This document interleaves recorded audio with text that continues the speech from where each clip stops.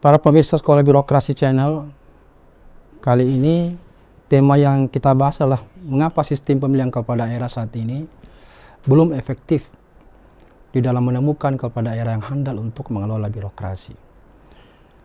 Para pemirsa Sekolah Birokrasi, sekedar mengingatkan kembali, bila belum mensubscribe channel ini, jangan lupa nanti di subscribe, like, dan komen. Tema kita kali ini memang agak sedikit bersifat konseptual, namun kami merasa bahwa ini sangat penting untuk dibahas, berhubung sangat erat kaitannya dengan pertanyaan yang sering kali muncul, yaitu mengapa birokrasi pemerintah masih terhitung jari yang sudah dikategorikan sebagai birokrasi yang telah berbasis kinerja atau sukses menjalankan visi misinya. Karena itu pertanyaan tersebut akan dijawab lewat kajian dari sudut pandang tentu, kajian administrasi negara atau publik dan reformasi birokrasi. Harus diakui bahwa untuk menjawab pertanyaan ini tentu saja banyak ya perspektif yang dapat digunakan. Namun kali ini disesuaikan dengan misi podcast ini, yakni bagaimana agar reformasi birokrasi dalam pelaksanaannya bisa lebih efektif. Baik, untuk mengkajinya ini kita mulai dari sejarah, di mana menurut sejarah Indonesia itu pernah dijajah oleh Belanda kurang lebih setengah abad lamanya, walaupun lamanya ini masih diperdebatkan. Tetapi saya tidak ingin terlibat di dalam perdebatan ini. Tentu hanya berkaitan dengan tema kita kali ini. Pertanyaannya, apa hubungannya pilkada dengan penjajahan negara Belanda ini? Yang harus kita bahas tentu lebih lanjut sehingga akan mendapatkan jawaban. Pertama tentu hubungannya karena Belanda ini menjajah Indonesia, dan ketika meninggalkan Indonesia itu Belanda mewariskan kepada negara yang baru kita merdekakan dengan sistem administrasi pemerintahan dan model birokrasi yang digunakan oleh Belanda. Walaupun praktik sistem administrasi negara yang dipraktikkan di Indonesia itu selama menjajah tidak persis sama di negara asalnya, tapi dominan adalah cara-cara yang digunakan oleh negara Belanda. Nah, hubungan antara warisan Belanda inilah yang dengan sistem pemilihan kepala daerah sebagai kata kunci untuk menjawab pertanyaan mengapa pilkada tidak mampu menghadirkan pemimpin yang mampu memimpin birokrasi dengan baik, sehingga birokrasi yang dipimpin kepala daerah kurang efisien, kurang efektif, dan bahkan kurang inovatif di dalam membantu kepala daerah mewujudkan janji-janji politiknya. Nah, hubungan tersebut lebih jauh dapat dianalisis karena sistem administrasi negara yang digunakan oleh Belanda ketika menjajah Indonesia itu kita kategorikan sebagai sistem administrasi negara berdasarkan tipe Rechtsstaat atau sumber hukumnya itu Rechtsstaat. Nah, negara Belanda ini adalah negara yang termasuk dalam negara-negara Eropa kontinental yang menggunakan sistem administrasi negara berbasis pada hukum. Sehingga kita ketika Indonesia merdeka, maka sistem administrasi negara yang digunakan tentu dominan adalah peninggalan Belanda, yang juga dikategorikan sebagai negara yang mempraktikkan Rechtsstaat. Nah, ketika Indonesia merdeka, maka pada saat yang sama kita memerlukan sistem administrasi negara dan birokrasi yang dapat kita gunakan sesegera mungkin untuk menjadi mesin pemerintahan yang efektif. Harus diakui bahwa pendiri bangsa kita ini telah membangun sistem administrasi negara yang sendiri, namun tentu tidak bisa lepas dari sistem administrasi negara yang diwarisi oleh penjajah. Karena sistem ini pula yang digunakan selama ratusan tahun, sehingga sistem administrasi negara yang paling kita kuasai dan tentu menggunakan sistem administrasi negara yang digunakan oleh penjajah. Nah, sehingga ini sudah berakar dan membudaya ya, baik dalam proses pemerintahan maupun dalam berinteraksi dengan warganya. Harus pula kita akui bahwa para pendiri bangsa ini membangun sistem administrasi negara beserta model birokrasinya masih tetap memperhatikan norma dan budaya yang ada di negara kita. Sehingga ada perpaduan antara nilai universal negara-negara maju pada saat itu, tidak hanya Belanda, dan juga yang telah ada di negara kita dengan mengadopsinya berupa nilai-nilai lokal bangsa Indonesia. Nah, kajian kita terlebih dahulu akan arahkan pada instrumen yang digunakan mengelola bangsa dan negara. Nah, di negara kita ini, kita mengenal sumber hukum yang tidak bisa dirubah, yakni Pancasila, Undang-Undang 1945, Bhinneka Tunggal Ika, dan NKRI. Karena kita ini sudah menyepakati sumber tersebut. Di dalam tahap awal perjalanan bangsa kita setelah merdeka, kita mengenal suatu peristiwa ya, di mana dalam mukadimah Undang-Undang 45 itu, khususnya yang pertama, masih kita kenal adanya Piagam Jakarta ya. Dan di dalamnya terdapat kalimat yang mengatakan bahwa dengan kewajiban menjalankan syariat Islam bagi pemeluk-pemeluknya. Nah, kemudian kalimat ini itu ada keberatan dari sebagian masyarakat kita, khususnya di provinsi tertentu, untuk merubahnya. Sehingga disepakati kalimat tersebut menjadi ketuhanan yang Maha Esa. Nah, peristiwa ini tentu menyadarkan kita bahwa bangsa Indonesia ini adalah satu kesatuan, sehingga harus mengedepankan persatuan dan musyawarah. Bhinneka Tunggal Ika juga mengandung hal yang sama, bahwa dalam berbangsa kita itu adalah satu kesatuan tanpa perbedaan dan diskriminasi, baik dari sisi suku, agama, ras, adat istiadat, semuanya adalah satu. Nah, selanjutnya pertanyaan yang kita ingin ajukan, jadi bila ingin mempelajari sistem administrasi sebuah negara itu dari mana? Nah, dalam teori-teori disebutkan bahwa sistem administrasi suatu negara itu dapat dilihat dari sumber hukum dan perundang-undangan yang ada. Tentu di Indonesia termasuk juga, berarti kita harus menengok kembali kepada sumber hukum yang kita gunakan. Nah, seperti telah disebutkan di awal tadi bahwa di negara kita, kita mengenal sumber hukum yang tidak bisa dirubah, yakni Pancasila, Undang-Undang Dasar 45, Bhinneka Tunggal Ika, dan NKRI. Nah, selama kurun waktu periode pemerintahan sejak merdeka hingga sebelum Orde Reformasi, sistem hukum atau administrasi negara yang digunakan masih sepenuhnya dituntun oleh sistem hukum Reichstat. Namun sejak Orde Baru, Orde Reformasi, roh daripada sistem administrasi negara yang bersifat Reichstat ini mulai bergeser.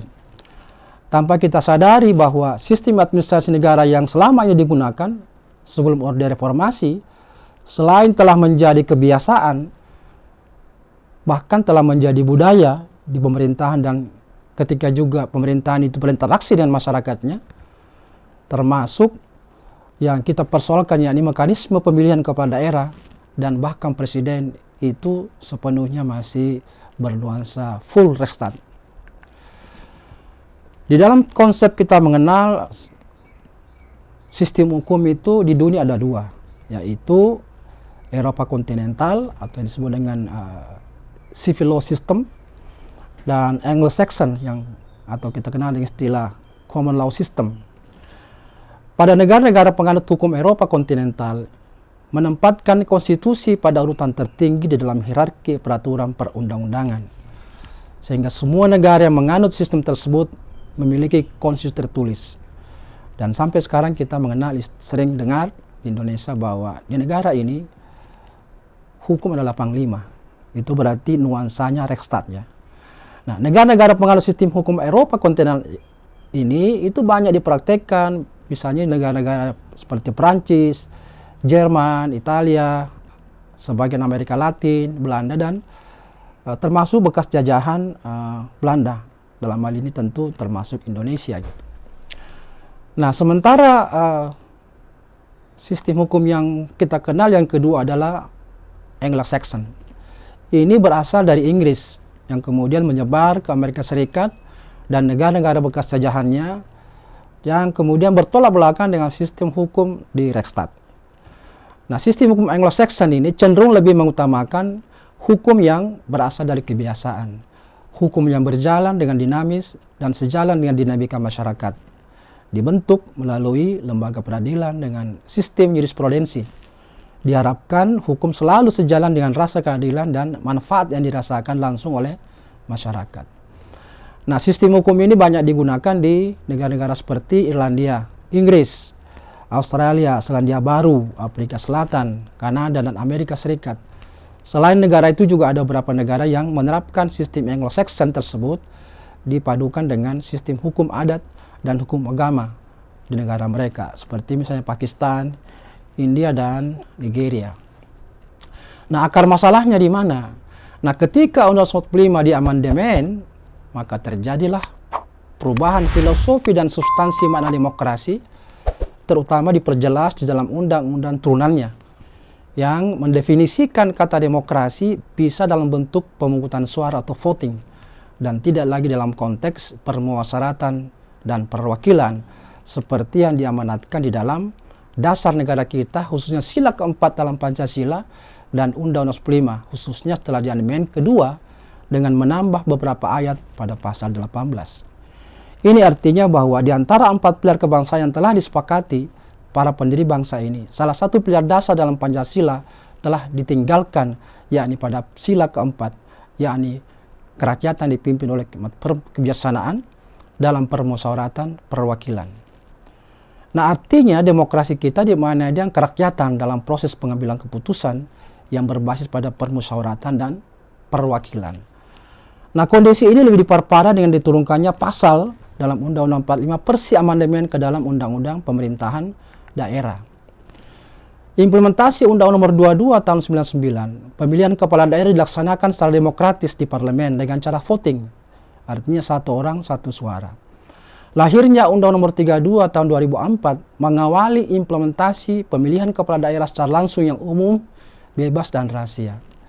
Setahun sebelumnya dalam sidang MPR tanggal 7 sampai 18 Agustus tahun 2000 dilakukan amandemen kedua yang mengubah aturan tentang pemerintahan daerah. Sebelumnya pasal 18 Undang-Undang Dasar 1945 yang menganut sistem permusyawaratan menyebutkan pembagian daerah Indonesia atas daerah besar dan kecil dengan bentuk susunan pemerintahannya ditetapkan dengan undang-undang dengan memandang dan mengingat dasar permusyawaratan dalam sistem pemerintahan negara dan berhak asal-usul dalam daerah yang bersifat istimewa. Nah, pasal ini diamandemen menjadi pasal 18 ayat 1 sampai 5. Di ayat 4 disebutkan gubernur, bupati, dan wali kota masing-masing sebagai kepala daerah, provinsi, kabupaten, dan kota dipilih secara demokratis. Nah, pasal ini sangat jelas menghapus klausa dengan memandang dan mengingat dasar permusyawaratan dalam sistem pemerintahan negara yang dimaksudkan dalam risalah sidang BPUPKI sebagai demokrasi perwakilan. Nah, pasal 18, 18A dan 18B Undang-Undang Dasar 45 hasil amandemen kedua telah mengubah format negara kesatuan statis menjadi negara kesatuan dinamis yang mengandung unsur-unsur federalis dan pengaturan otonomi pluralis sebagai prinsip dasar dalam mengatur hubungan pusat dan daerah. Nah, apa dampaknya? Tentu pada sistem administrasi negara dan berkonsekuensi pada birokrasi. Nilai-nilai negara yang tergabung dalam Anglo-American ini atau Anglo-Saxon ini dengan ciri demokrasinya yang bersifat individual, liberalis mulai diadopsi ke dalam sistem perpolitikan di Indonesia. Hukum Anglo-Saxon mengedepankan prinsip stateless community, di mana jarak antar negara dan masyarakatnya secara prinsipil memang jauh, yang sangat tentu berbeda dengan sistem Rechtsstaat, di mana hubungan antar negara dengan individu dekat, sehingga semua kehidupan masyarakatnya diatur di dalam perundang-undangan, baik yang bersifat privat maupun yang bersifat publik. Sementara sistem penilaian terkait pemerintahan itu baik atau buruk didasarkan pada seberapa tingkat kepuasan individu. Maka tidak heran sistem pemilihan baik presiden maupun gubernurnya di negara-negara yang menerapkan Anglo-Saxon ini itu berbasis pada jumlah individu yang memilih calon, bukan pada musyawarah mufakat.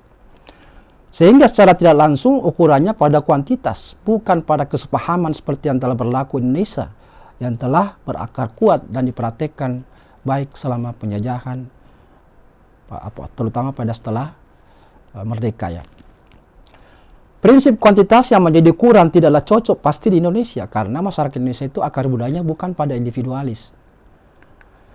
Model pemilihan kepala daerah seperti yang menggunakan prinsip zero sum game, ya, di mana menggunakan persentase kemenangan 50+1 merupakan dasar untuk menentukan siapa yang terpilih. Prinsip ada yang kalah dan ada yang menang, dan tanpa menghiraukan bahwa ada sebagian besar juga rakyat yang kecewa dengan hal tersebut karena tidak memilih calonnya. Tapi itulah sistem demokrasi di negara liberal yang mempraktekkan prinsip-prinsip Anglo-Saxon. Nah, pada situasi inilah menyebabkan sistem pemilihan kepala daerah yang selama ini menggunakan model Anglo-Saxon yang tidak berakar dalam kebiasaan masyarakat kita kemudian menimbulkan kontraproduktif di Indonesia. Bukannya diharapkan akan memunculkan pemimpin kepala daerah yang benar-benar berkualitas dan tidak menimbulkan konflik horizontal, ternyata setelah kurang lebih 23 tahun kita praktekkan cara ini, belum banyak merubah secara signifikan peran kepala daerah terhadap daerah yang dipimpinnya, tanpa menafikan adanya kepala daerah yang berprestasi, namun bukan dalam sebuah sistem yang melembaga dan sesuai dengan kebiasaan masyarakat kita selama ini. Akibatnya setiap kepala daerah yang berprestasi, selesai masa jabatannya maka prestasinya tidak berlanjut dalam sistem kelembagaan, pemerintahan maupun birokrasi yang ada. Proses seleksi untuk diajukan dalam setiap pilkada tidak melalui proses yang panjang lewat track record selama ini. Tetapi yang terpenting adalah bagaimana mereka ini, calon-calon ini, memiliki amunisi yang cukup dan populer. Populernya bahkan tidak relevan dengan kompetensi yang dibutuhkan oleh pemerintahan. Nah, apa dampak bagi birokrasi? Bahwa sebagai mesin pemerintahan, maka model birokrasi yang digunakan harus mengikuti pola sistem administrasi Anglo-Saxon, yaitu kapitalisme. Birokrasi harus mengikuti pola berpikir kapitalisme yang kita kenal saat ini, yaitu New Capitalism, yang menghendaki pemerintah tidak terlalu perlu mengurusi masyarakat. Dan kita kenal istilah jargonnya itu, jangan tanya siapa yang melayani Anda, tetapi yang terpenting Anda tetap terlayani. Ini terlihat bahwa ada jarak gitu. Siapapun yang melayani tidak harus negara gitu. Dan ini tentu bertentangan dengan prinsip-prinsip Reichstag. Nah, prinsip ini menyebabkan mekanisme pelayanan publiknya diserahkan ke pasar atau swasta atau lewat mekanisme pasar atau mengikuti prinsip neoliberalisme. Karena prinsip neoliberalisme itu, distorsi yang terjadi di dalam proses perekonomian itu disebabkan karena terlalu banyak intervensi pemerintah atau negara. Karena itu biarkan mereka melaksanakan kegiatan ekonominya itu melalui mekanisme pasar atau invisible hand yang atau di klasik itu. Nah, sementara Indonesia yang menganut sumber hukum dan sistem administrasi bersifat Reichstag dengan model birokrasi Weberian State itu bertolak belakang dengan model mekanisme pasar.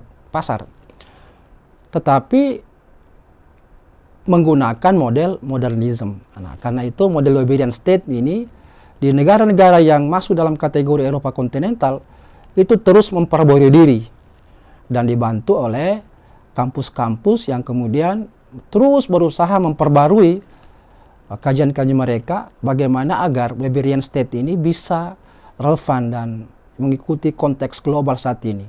Sehingga yang kita temui dalam kajian-kajian terakhir itu bahwa model birokrasi di negara-negara mempraktekkan Reichstag itu kemudian menyebut dengan istilah New atau Neo-Weberian. Nah, saya kira ini yang perlu kita diskusikan kemudian, mengapa selama 32 tahun sistem pilkada kita ini belum mampu menghasilkan secara signifikan ya kepala daerah yang diharapkan itu menjadi dirijen atau kapten daripada birokrasi, yang kemudian birokrasi yang sedemikian besar resources yang dimiliki itu bisa dioptimalkan keberadaannya sehingga berujung pada meningkatnya tentu kesejahteraan rakyat. Karena itu reformasi birokrasi seyogyanya ini juga memperhatikan aspek ini, sehingga selalu saya mengatakan bahwa mereformasi birokrasi bukanlah tindakan yang entitasnya hanya seputar birokrasi, tapi memerlukan juga reformasi di sektor-sektor lain. Tidak hanya ekonomi, tapi paling penting adalah aspek politik. Jadi reformasi terhadap aspek politik menjadi sangat penting. Itulah sebabnya dulu kita lihat ketika ada seorang presiden Amerika dulu mengatakan, Woodrow Wilson yang mengatakan bahwa birokrasi atau administrasi itu bekerja setelah politik bekerja. Nah, ini menunjukkan bahwa birokrasi itu sangat bergantung kepada kerja-kerja politik. Nah, kita lihat bahwa sesuai dengan pembahasan awal tadi saya di depan itu menunjukkan bahwa birokrasi akan terhambat ketika konstitusi sebuah negara itu tidak sejalan.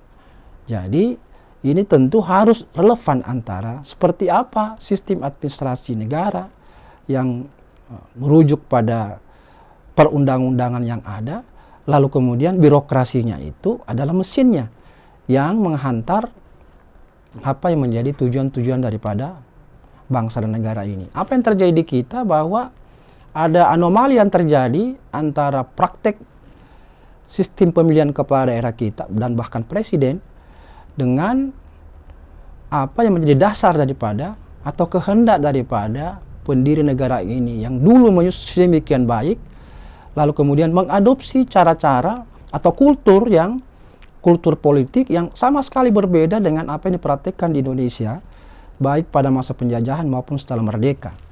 Nah, ini seringkali saya mencoba untuk menganalogikan seperti layaknya seorang perempuan ingin cantik lalu kemudian melakukan operasi misalnya hidung, tetapi dagingnya itu bukan dari daging dirinya. Apa yang terjadi? Tentu terjadi pembusukan. Ini yang terjadi saat ini, bahwa selama 32 tahun kita melakukan praktek-praktek di dalam memilih pimpinan birokrasi itu bertentangan dengan kebiasaan-kebiasaan masyarakat, sehingga yang terjadi adalah masyarakat yang senantiasa setiap ada pilkada akan muncul konflik-konflik horizontal karena tidak biasa dengan sistem itu. Dan akar budaya kita mengajarkan yang tertuang di dalam Pancasila, di dalam pembukaan dan Undang-Undang Dasar sebelumnya di amandemen itu, yang musyawarah mufakat, dan itu memang prinsip dasar kita di dalam ya Bhinneka Tunggal Ika gitu. Jadi ini semua prinsip-prinsip dasar diabaikan dan mengadopsi cara-cara individualisme. Karena itu kita lihat sistem pemilihan presiden maupun gubernur negara-negara yang Anglo-Saxon itu memang mengedepankan faktor kuantitas, karena hak individu itulah titik anjaknya, sehingga yang dihitung adalah berapa jumlah pemilih. Kalau Indonesia kan bukan. Nah, ini yang saya kira perlu diskusikan kita lebih jauh, bagaimana agar supaya birokrasi ini tidak konyol sendiri gitu berusaha untuk mempraktekkan pemerintahan menurut konstitusi, tapi kemudian tidak sejalan dengan culture kita gitu. Nah, ini kita tidak menolak tentu kemajuan, tetapi yang terpenting adalah bagaimana kemajuan birokrasi negara-negara maju itu kita mampu adopsi dan sekaligus kita adaptasikan dengan konteks culture kita, sehingga tidak menjadi sebuah anomali.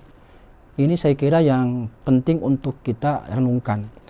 Nah, sekiranya Indonesia konsisten dengan Restart, lalu kemudian birokrasinya itu menggunakan pola Neo-Weberian State yang terbaru ini, atau New Weberian State itu, maka